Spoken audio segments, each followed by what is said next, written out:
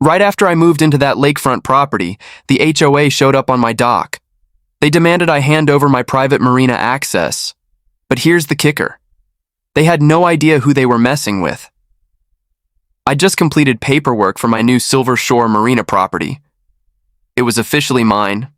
Dock, waterfront, boat slip included.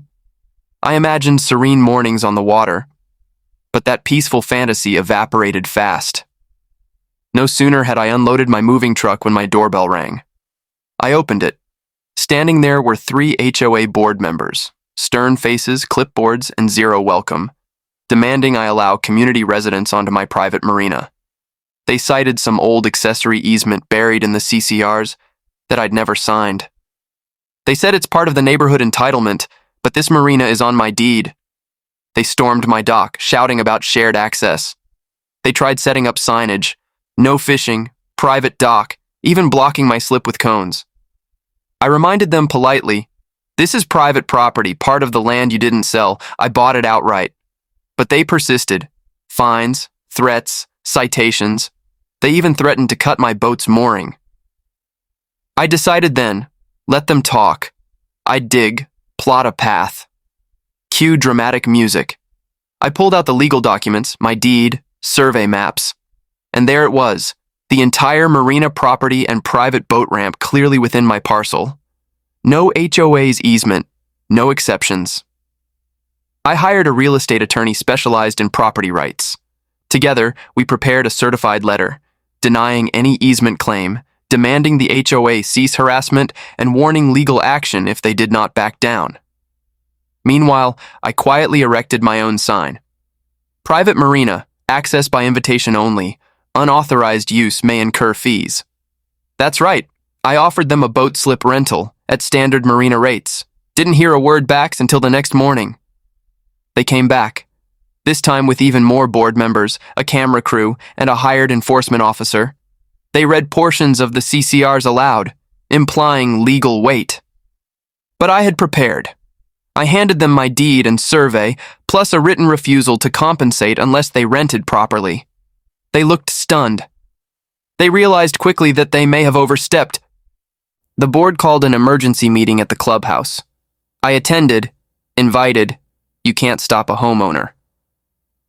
Tensions were palpable. I calmly walked the room through property maps, legal boundaries, and my written refusal to yield lake access. Some board members stuttered, others shifted uncomfortably. Neighbors murmured. A few whispered, "Wait, that marina is his?" The HOA president attempted to argue, but I interrupted. "You are under no legal right to cross private property, not declared in CCRs, not included in any recorded easement." I explained the business side. If you want dock access, book it as a paying customer like any marina. Season pass, hourly rate, respect private property. They sat in stunned silence.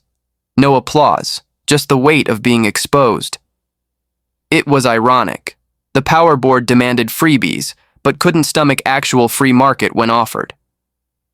Next morning, I installed a small rental kiosk. A marina attendant greeted arriving community members asking for entry. I handed them a brochure listing rental fees, hourly, daily, seasonal passes. Board members returned, demanding access again. I offered them a special discounted rate, but insisted on the signed rental agreement first. One board member even threw a tantrum. "We are a private community," to which I replied, "So am I. My land, my rules." Within 24 hours, the HOA circulation of notices stopped. They quietly removed the signage they'd posted on my dock. No more enforcement threats or fines. Narrator, relieved. The message got through. I'm not just a homeowner here. I'm the landlord of the marina. I moved in expecting calm waters. Instead, I got corporate-style confrontation. But armed with proper research, legal representation, and calm resolve, I flipped the script. They stormed in demanding access, but ended up paying for it. Know your rights. Protect your property. A calm owner could save calm waters.